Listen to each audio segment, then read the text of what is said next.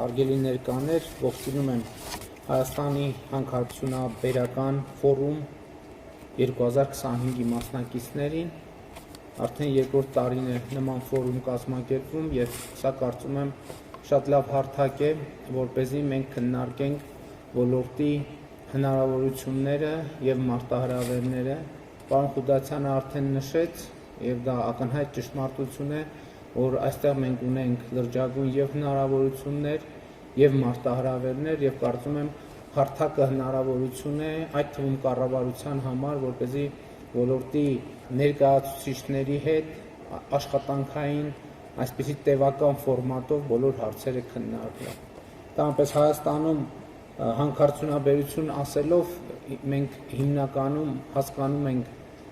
մետաղական հանքերի շահագործումը եւ սա ինչ որտեղ հասկանալի է, որովհետեւ ոլորտի ըստ էության 95 եւ ավելի տոկոսը վերաբերվում է հենց մետաղական հանքերի շահագործման գործընթացին, բայց իրականում այս իրողության մեջ էլ խնդիրներ կան եւ պիտի ընդգծեմ, որ կառավարությունը այս համատեքստում շատ լրջագույն խնդիրների է բախվում, օրինակ ոչ մետաղական հանքերի շահագործման ոլորտում։ Մենք զարմանքով արձանագրեցինք, երբ որ Հայաստանում շինարարության տեմպերը ակտիվացան եւ նաեւ սուբվենցիոն ծրագրերը, կառավարության ուղիղ ներդրումները մարզերում, մենք օրինակ զարմանքով արձանագրեցինք, որ Հայաստանում քարի դեֆիցիտ կա։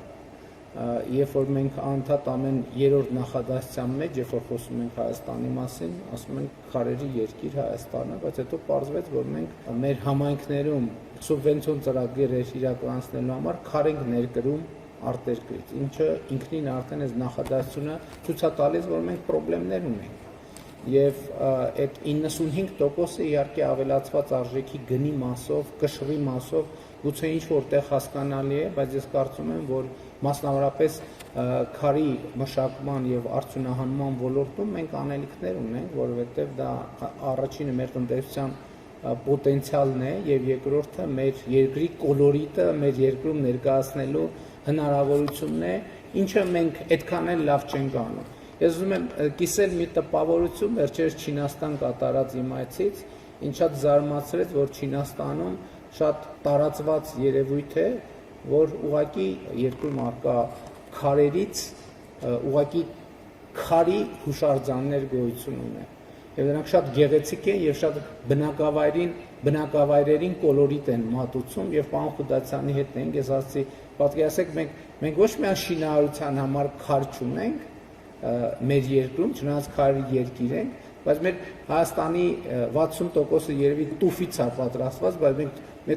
տուֆին մեր հարգանքի турքը նորմալ չենք էլ մատուցում եւ տուֆի արձան կամ մոնումենտ չունենք նույնիսկ եւ որոշեցինք, որ անպայման առաջիկայում Արթիկ համայնքի հետ մենք այս բացը կլրացնենք եւ համայնքներում սա նախ բնության հետ հաղորդակցվելու շատ կարևոր ձև է եւ նաեւ արժեվորելու եւ նաեւ մեր ուշադրությունը հրավիրելու եւ նաեւ մեր խոսույթները մեր իրականության հետ համապատասխանեցնելու, ել չեմ ասում, որ շինարարության ոլորտում իհարկե քարի ներկրումը շատ տարածված երևույթ է, ես չեմ ասում, որ Հայաստան քար պետքա չներկրվի, որովհետեւ տարբեր պահանջներ կան, տարբեր պահանջարկներ կան։ Ես խոսում եմ նրա մասին, որ այնինչ ակնհայտորեն մենք նկատի ենք ունեցել, որ պետք է Հայաստանի տնտեսությունը զարգանա բյուջեի ներդրումներով, միշտ չի, հետո ենք պարզել, որ դա իրականում ներմուծման վրա է օգտագործվում։ Այս համատեքստում ես շատ կարևորում եմ նաև ոլորտի թափանցիկությունը եւ իհարկե ոլորտի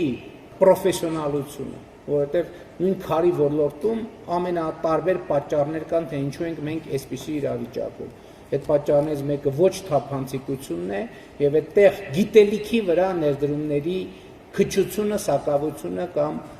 բացակայությունը եւ սրան մենք պետք է հատուկ ուշադրություն դարձնենք։ Մենք հսկայական խնդիրներ ունենք ավազի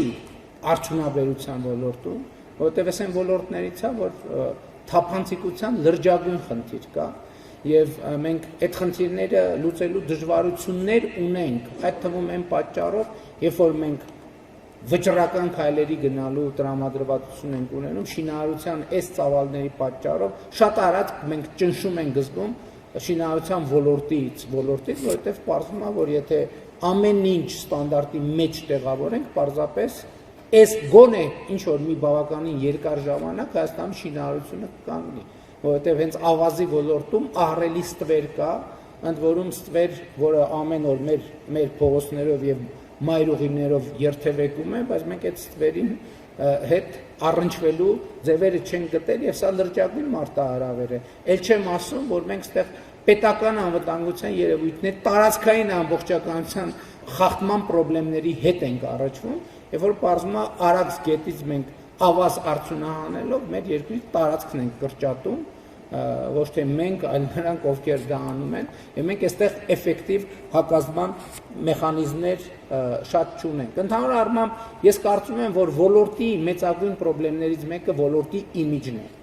Օբյեկտիվ եւ սուբյեկտիվ պատճառներով այստեղ բազմաթիվ հարցեր են կուտակվել եւ ես կխնդրեի ֆորումի մասնակիցներին անպայման ուշադրություն դարձնել այս պրոբլեմատիկայի վրա։ Պետք է խոստովանել, որ հանքարդյունաբերության ոլորտի շուրջ ահագին նեգատիվ կա կուտակված եւ մենք պետք է հասկանանք այդ նեգատիվի պատճառները, չնայած այս ընթացքում հասկացել ենք նաեւ որոշակիորեն նեգատիվի պատճառները, որտեղ ակնհայտ է, որ ընդերքը պատկանում է պետությանը եւ ժողովրդին, խնդրեմը այստեղ այն է, որ Հայաստանի հանրային գիտակցության մեջ այս ընկալումը, որ ընդերքը պատկանում է ժողովրդին եւ պետությանը,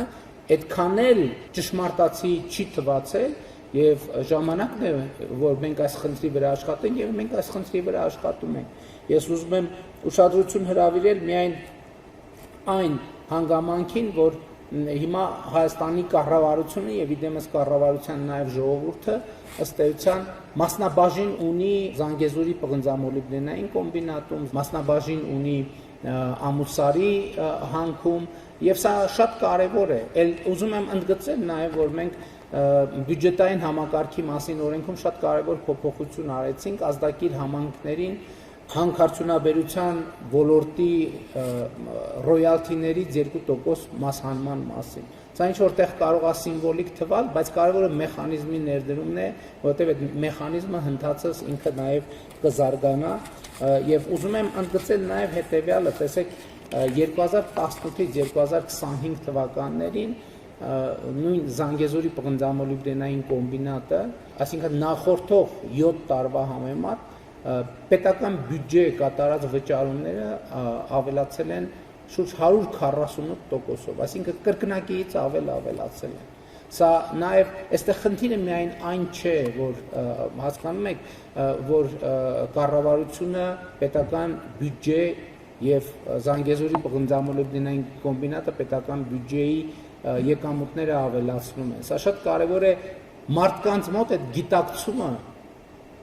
կենթանացնելու եւ սերմանելու համար, որ ընդերքը ժողովրդին է եւ ժողովուրդը եւ պետությունը ավելի մեծ օգուտներ է ստանում այդտեղից։ Ի վերջո այդ վճարումները դառնում են ճանապարհներ, այդ վճարումները դառնում են դպրոցներ, այդ վճարումները դառնում են մանկապարտեզներ, այդ վճարումները դառնում են անվտանգություն եւ այլն եւ այսպես շարունակ, եւ այս շատ կարեւոր են համարում այս հանգամանքը եւ ուզում եմ ընդգծել նաեւ, որ մենք 2018 թվականից շատ քննարկում ենք,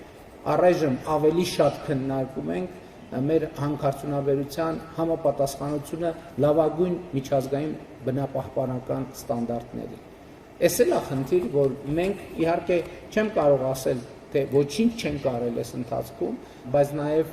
հաստատված ավանդույթները կամ մշակույթը փոխելը հեշտ գործ չի։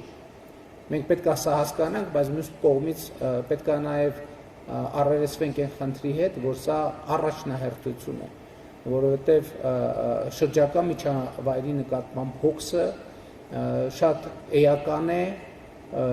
մանավանդ հիմա, մանավանդ այս շրջանում, մանավանդ սիմվոլիկ առումով, երբ մյուս տարի Հայաստանը հյուրընկալելու է